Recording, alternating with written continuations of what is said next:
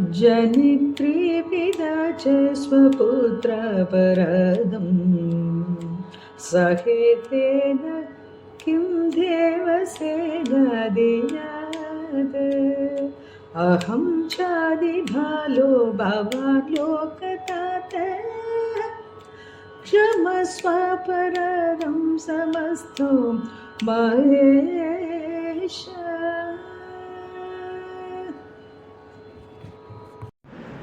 ஓம் நமச்சிவாயம். சிவதாசன் ஜெகநாதன். ஆன்மீக அன்பர்கள் அனைவருக்கும் இனிய காலை வணக்கம். இப்போ நம்ம சுப்பிரமணிய புஜங்கத்தின் இன்றைக்கி நம்ம 30வது ஸ்லோகத்தை பார்க்க போகிறோம். நம்ம வந்து நேற்று இதுக்கு முன் நம்ம 29வது ஸ்லோகத்தை பார்த்தோம். இந்த 29வது ஸ்லோகத்தில் ஆதிசங்கர பெருமான் முருகப்பெருமானிடம், முருகா, உன்னுடைய ஒரு கூர்மையான வேல் வச்சிருக்க, அந்த வேலை கொண்டு என்னை எத்தனையோ செயல்பாடுகள் தாக்குகின்றன. வியாதிகளை சொல்கிறார். எனக்கு உடம்பிலே உள்ள வியாதிகள் இருக்கலாம், அது இல்லாமல் மிருகங்களினால் வியாதி வரலாம், பறவைகளினால் வியாதி வரலாம், கிருமிகளினால் வியாதி வரலாம், பூச்சிகளினால் வியாதி வரலாம். இப்படி பல நிலைகளிலும் பலவிதமான செயல்பாடுகளினாலும் எனக்கு வியாதியெல்லாம் வரலாம். அது எல்லாத்தையும் தாங்கக்கூடிய சக்தி எனக்கு இல்லை. அதனால் உன்னுடைய கூர்மையான இந்த வேல், அது என்ன? சக்தி வேல். அன்னை தந்த அந்த சக்தி வேலை கொண்டு நீ இல்லையாம். நீ இந்த சக்தி வேல் எப்படிப்பட்டதுன்னா, அந்த கிரவுஞ்ச மலையே பிளந்த கிரவுஞ்ச மலை எவ்வளோ பெரிய மலை, அந்த மலையே பிளந்த அந்த சக்தி ஆயுதத்தை கொண்டு என்னை தாக்க வருகின்ற இந்த கொடுமையானவைகளை எல்லாம் பிளந்து தூரத்தில் கொண்டு போய் தள்ளி வச்சிரு அப்படிங்கிறார். என்கிட்டே வர வேண்டாம் அப்படின்னு சொல்கிறார். இப்போ இன்றைக்கி 30வது ஸ்லோகத்தை பார்க்க போகிறோம். இந்த 30வது ஸ்லோகத்தில் ஒரு மனிதன் தன்னுடைய வாழ்க்கையில், இப்போ நம்ம எல்லோரும் கேட்போம், நமக்கு பல நிலையில் இருக்கோம். 50 வயசு இருக்காங்க, 60 வயசு, 70 வயசு, 80 வயசு, 90 வயசு, பல நிலையில் இருக்காங்க. எல்லாரையும் கேட்டோம்னா, உங்களுடைய வாழ்க்கையிலேயே ஒரு இனிமையான ஒரு சந்தோஷமான பருவம் எதுன்னு கேட்டால் எல்லோரும் என்ன சொல்லுவாங்க? குழந்தை பருவம்னு சொல்லுவாங்க இல்லையா? ஸ்கூலில் படித்தது, இல்லை மேக்ஸிமம் வேணால் காலேஜ் டைம், இதுதான் எனக்கு வாழ்க்கையிலே ஒரு வசந்த நாட்கள் அப்படின்னு சொல்லுவாங்க. அது உண்மைதான் உங்களுக்கு. ஏன்னா நமக்கு வயது ஏற ஏற வாழ்க்கையிலே பலவித மாற்றங்கள் வருது. இந்த மாற்றங்கள் வரும்போது அதற்கு தகுந்த அளவிலே நம்முடைய உள்ளத்திலும் உடலிலும் ஈடுபாடுகள், மாற்றங்கள், அது செயல்பாடுகள்னால மாறுது. அப்போ மாற்றங்கள் வரும்போது நம்முடைய சுமை அதிகமாகுது. ஆனால் நம்ம குழந்தையாக இருக்கும்போது நமக்கு சுமையே இல்லாமல் இருந்தோம் இல்லையா? நம்ம சனாதனத்தில் ஒரு மனிதனுடைய வாழ்க்கையில் 4 நிலைகள் சொல்லுவாங்க. பிரம்மச்சரியம், அப்புறம் கிரகப்பிரஸ்தம், அப்புறம் வானப்பிரஸ்தம், அப்புறம் சந்நியாசம். இந்த 4 நிலைகள் நம்ம எல்லாருக்கும் தெரியும். இந்த பிரம்மச்சரியம் அப்படிங்கிறது குழந்தையாக இருந்து கொஞ்சம் ஸ்கூலில் போயிட்டு அப்புறம் வளர்ந்து பெரிய ஹைஸ்கூலில் போய் காலேஜில் போய் படித்து ஒரு நல்ல நிலைக்கு கிட்டத்தட்ட 30 வயசுக்குள்ளே வர வரைக்கும் அந்த காலத்தில் அவங்களுக்கு எந்த விதமான ஒரு இடர்பாடும் இல்லாமல், எந்த விதமான கவலையும் இல்லாமல் சந்தோஷமாக இருப்பாங்க இல்லையா? அப்புறம் கிரகப்பிரவேசம், கல்யாணம் ஆகிட்டு குழந்தை கல்யாணம் ஆகிட்டு வேலைக்கு போயிட்டு குழந்தை ஃபேமிலியை பெருக்கிக்கிறது. அதுக்கப்புறம் வானப்பிரஸ்தம் நல்லா முடிஞ்சோடனே இவங்க ஒரு வயதாகி இந்த குழந்தைகள்லாம் வளர்ந்து அவங்க ரெஸ்பான்சிபிலிட்டியை எடுத்துக்கும்போது தன்னுடைய பொறுப்புகளை எல்லாம் தன்னுடைய குழந்தைங்கள்ட்ட கொடுத்துட்டு நம்ம குடும்பத்திலேயே ஒதுங்கி இருப்பது, நம்ம பார்த்துக்க நம்ம பிள்ளைங்க எல்லாம் பார்த்துப்பாங்க அப்படின்னு.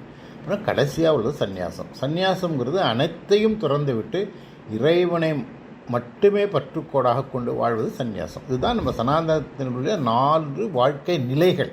இந்த முறைகள் கிடையாது, வாழ்க்கை நிலைகள்.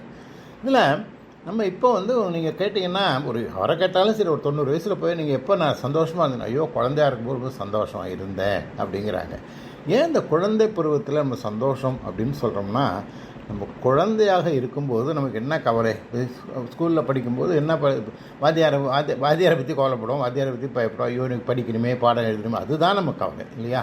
காலேஜில் போகும்போதும் அதே மாதிரி தான் இருக்கும் உங்களுக்கு. நம்ம இளமையில் இருக்கும்போது, குழந்தையாக இருக்கும்போது நமக்கு எந்த கவலையும் இல்லாமல் இருக்கணும். அப்போ ஏன் காரணம் என்னன்னு கேட்டிங்கன்னா, நம்முடைய கவலைகள் அனைத்தையும், தேவைகள் அனைத்தையும் நம்முடைய பெற்றோர்கள் பார்த்து கொள்வார்கள். நமக்கு சட்டை வேணுமா, நமக்கு சாப்பாடு வேணுமா, நமக்கு உடம்பு முடியல ஹாஸ்பிட்டல் கூட்டி போகணுமா, நமக்கு கொஞ்சம் வளர வளர வர நம்ம எந்த காலேஜில் சேர்க்கணும், நம்ம கல்யாணம் ஆகும்போது எந்த பொண்ணை பார்க்கணும், இல்லை பொண்ணாக இருந்தால் எந்த மாப்பிள்ளையை பார்க்கணும், இதெல்லாம் வந்து நம்முடைய பெற்றோர்கள் அவங்க பார்த்துக்குறாங்க. அவர்களுடைய கவலை, அவங்களுக்கு தான் கவலை. நமக்கு அந்த குழந்தைகளுக்கு கவலை கிடையாது. அதனால் வாழ்க்கையிலேயே ஒரு சந்தோஷமான பருவம் அந்த குழந்தை பருவம் தான் அப்படிங்க இல்லையா? இதை வந்து நம்ம ஞாபகத்தில் வச்சுக்கணும்.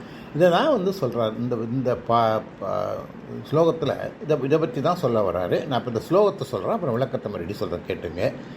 ஜனித்ரி பிதா சஸ்வ புத்திர அபராதம் சஹதே நகிம் தேவசேனாதிநாத அகம் சாதிபாலோ பவான் லோகதாதா சமஸ்வாபராதம் சமஸ்தம் மகேச. இதுதான் இந்த ஸ்லோகம். இது கஷ்டமாக தெரியுமா இருக்கும், ரொம்ப எளிமையான ஸ்லோகம் தான். இப்போ ஜனித்ரின்னா நம்மளை ஜனிக்கிறது யார்? தாய் இல்லையா? ஜனித்ரி தாய். ஜனித்ரி நம்முடைய தாய்.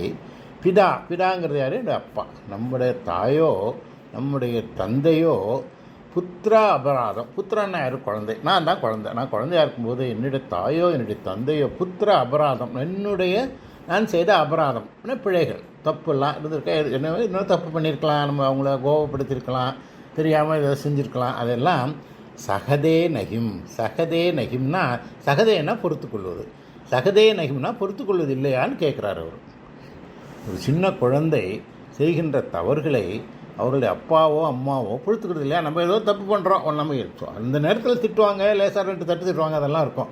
ஆனால் அவங்க பொறுத்துக்குவாங்க. அது நம்மளுக்கு திட்டுவதோ இல்லை சின்ன ஒரு 2 அடி கொடுக்குறதோ எதுனா திருத்துவதற்காக. அதனால் ஜனித்ரி பிதா சஸ்வ புத்திர அபராதம் சகிதேனகும் தேவசேனாதிநாதா. தேவசேனாதிபதியே அப்படின்னு முருகனை சொல்கிறார். தேவசேனாதிபதி முருகனே, ஒரு குழந்தை செய்கின்ற சிறு தவறுகளை, அபராதங்களை அப்பா அம்மாலாம் பொறுத்துக்கிறாங்க இல்லையா? அது உண்மை. சரி, அப்போ அகம் சாதிபாலோ. இப்போ அகம் அப்படின்னா நான் அர்த்தம் இல்லையா? சாதிபாலோன்னா நான் வந்து ஒரு குழந்தை. பவான், அப்போ வந்து நீங்கள் வந்து பவான் லோகதாத்தா. நான் அகம் சாதிபாலோ, நான் வந்து சின்ன குழந்தை. பவான்னா பகவானே, முருகப்பெருமானே, நீங்கள் லோகதாதா. லோகம்னா உலகத்துக்கே தலைவர் இல்லையா? உலகத்துக்கே தந்தையானவர். அப்போ அபராதம் சமஸ்தம் அபராதம் சமஸ்வாங்கிறது. இப்போ நீங்கள் நான் சின்ன குழந்தையாக இருக்கிறேன். அப்பா அம்மாவுக்கு இப்போ சின்ன குழந்தையாக இருந்தப்போ அப்பா அம்மாவுக்கு சின்ன குழந்தை. இப்போ இந்த வயசு எனக்கு இப்போ 80 வயசு ஆனாலும் நான் உங்களுக்கு குழந்தை தான். ஏன்னா நீ உலகத்துக்கே நீங்கள் தந்தையாக இருக்கீங்க, அதனால் உங்களுக்கு குழந்தை தான். அப்போ சமஸ்தம், என்னுடைய சமஸ்தம்னா எல்லா அபராதம், எல்லா குற்றங்களையும், எல்லா கவலைகளையும், என்னுடைய எல்லா நோய்களும். நீ இங்கே வந்து அபராதம்ங்கிறது வந்து செயல்பாடுகள் மட்டும் குறிக்கலைங்க, அனைத்து விதமான துன்பங்களையும்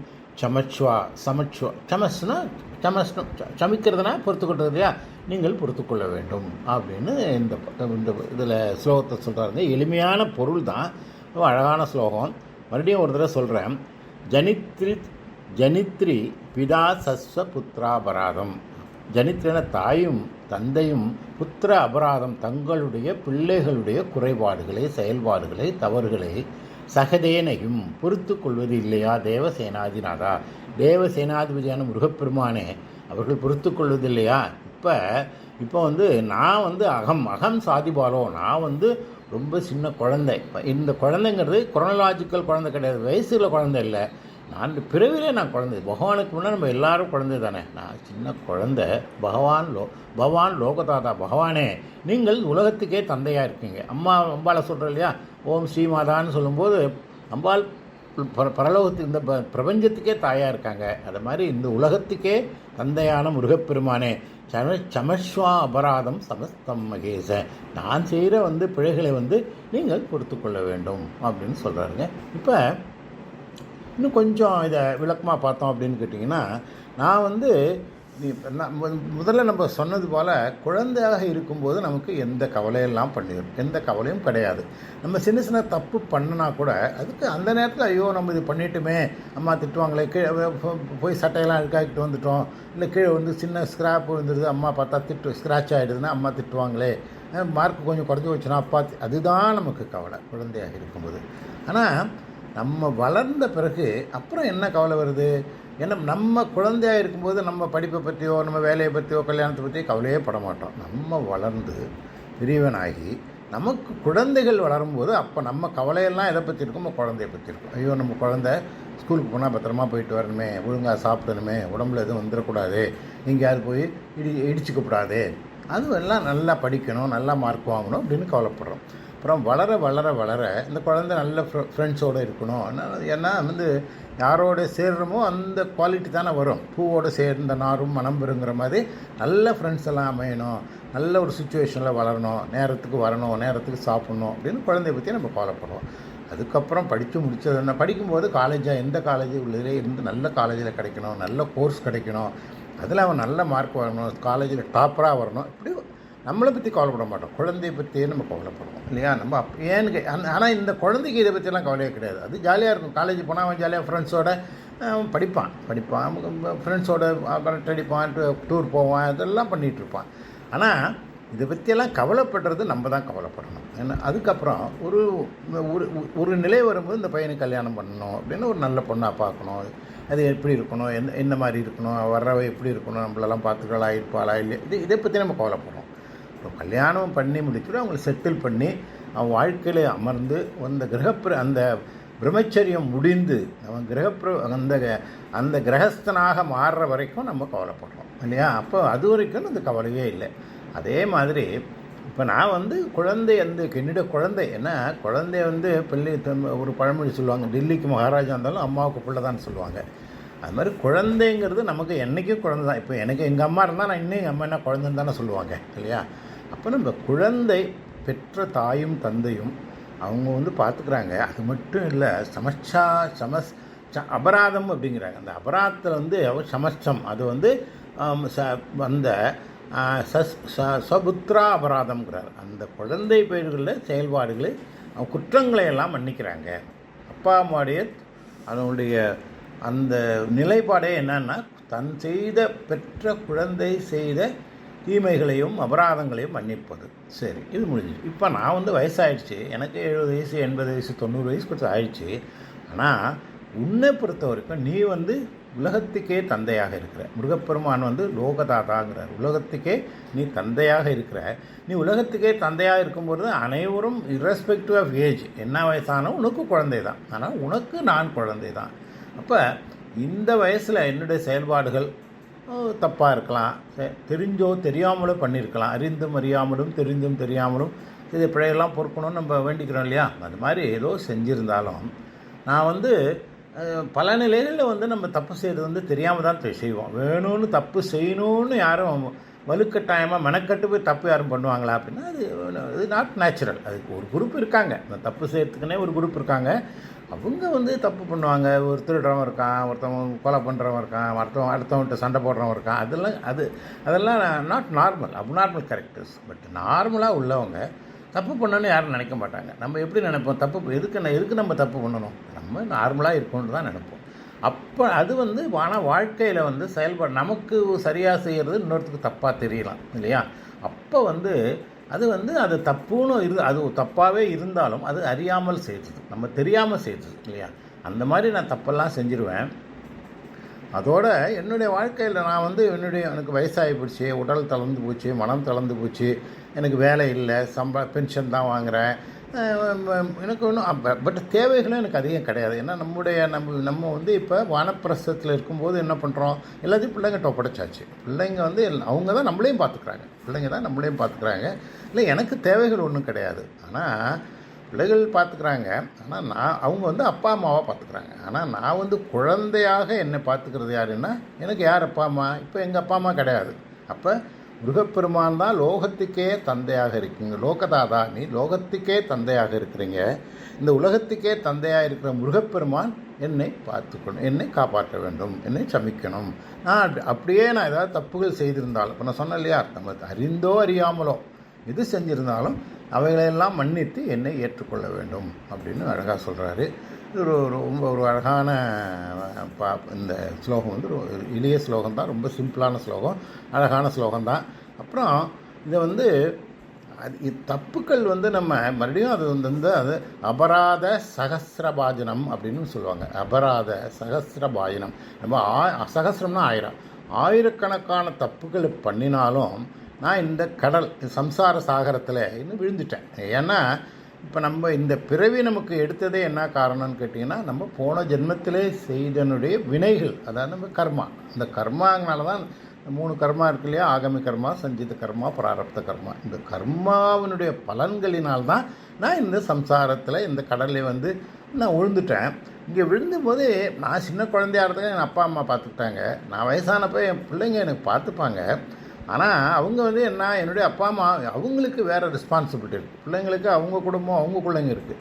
இருந்தாலும் அப்பா அம்மாவை விடாமல் அவங்க பார்த்துக்கிறாங்க. ஆனால் நான் குழந்தையாக அவங்க பார்க்க மாட்டாங்க, என்ன வயசானவங்களாக பார்ப்பாங்க. நான் இன்னும் உனக்கு குழந்தையாக இருக்கிறேன். அப்போ எங்கள் அப்பா அம்மா என்னை எப்படி குழந்தையாக நான் இருக்கும்போது பார்த்துக்கிட்டாங்களோ அதே மாதிரி என் வாழ்நாள் முழுவதும் நீ இந்த குழந்தையாக என்னை பார்த்துக்கணும். இந்த சம்சார சாகரத்திலிருந்து என்னை நீ கை தூக்கி காக்க வேண்டும் அப்படிங்கிறத அந்த அழகான இந்த ஸ்லோகத்தை சொல்கிறாரு. மறுபடியும் அந்த ஸ்லோகத்தை ஒரு முறை சொல்கிறேன். ரொம்ப அழகான ஸ்லோகங்க இது. 30வது ஸ்லோகம். ஜனித்ரி பிதா சஸ்வ புத்திர அபராதம் சகதே நகிம் தேவசேனாதிநாத அகம் சாதிபாலோ பவான் லோகதாதா சமச்வாபராதம் சமஸ்தம் மகேச அப்படின்னு சொல்லிட்டு சொல்கிறாங்க. அதுக்கப்புறம் இன்னும் ஒரு 3 ஸ்லோகம் தான் இருக்குது. 31, 32, 33. அடுத்த ஸ்லோகத்தில் நம்ம அந்த சிவபெருமானுடைய வணக்கத்தை சொல்ல போகிறோம். இப்போ நம்ம எல்லாம் கிட்டத்தட்ட எல்லாமே வேண்டுதெல்லாம் முடிச்சிட்டார். ஏன்னா கடைசியாக எல்லாம் முடிச்சிட்டாரு. அடுத்து ஒரு சில அடுத்ததில் வேண்டுதல் வைக்கிறார். என்ன இது, அவர் அவனை முருகப்பெருமானை வணக்கம் நமஸ்காரம் பண்ணுறார் எல்லாத்துக்கும். அவருடைய மயிலுக்கு, அவருடைய வேலுக்கு, அவருடைய பாதத்துக்கு, அவருடைய அந்த ஒரு ஆட்டில் அவர் போயிட்டு இருந்தார். ஆடு இருக்கு இல்லையா, அந்த ஆடு எல்லாத்துக்கும் நமஸ்காரம் பண்ணுறாரு. அதுதான் 31வது ஸ்லோகம். 32வது ஸ்லோகத்தில் எல்லாத்துக்கும் வெற்றி, வெற்றியே முருகமானவரே, வெற்றியே உருவானவரே, அனைத்தும் வெற்றியானவரே 32வது ஸ்லோகம். 33வது ஸ்லோகம் பலஸ்துதி. அதோட இந்த முடியுது. இன்னும் 3 ஸ்லோகத்தில் நம்ம சுப்பிரமணிய புஜங்கம் நிறைவடைய போகுது. நான் இதோடு இந்த பதிவை இன்றைக்கி நிறைவு செய்கிறேன். நாளைக்கு முருகப்பெருமான் அவருடைய அங்கங்கள் அனைத்துக்கும் அது நமஸ்காரம் பண்ணுறது அந்த ஸ்லோகத்தை பார்ப்போம். ஆக இத்துடன் இந்த பதிவை நிறைவு செய்கிறேன். உங்கள் அனைவருக்கும் முருகப்பெருமானுடைய பேரருட்கருணையும் பரமேஸ்வரன் பரமாம்புகாருடைய கடாட்சமும் மகாகணபதி அருளும் குறைவாது கிடைக்க வேண்டும் வாழ்த்தி இந்த பதிவை நிறைவு செய்கிறேன். நன்றி, வணக்கம். சிவதாசன் ஜெகநாதன். ஓம் நமச்சிவாயம். ஓம் சரவணபவாய.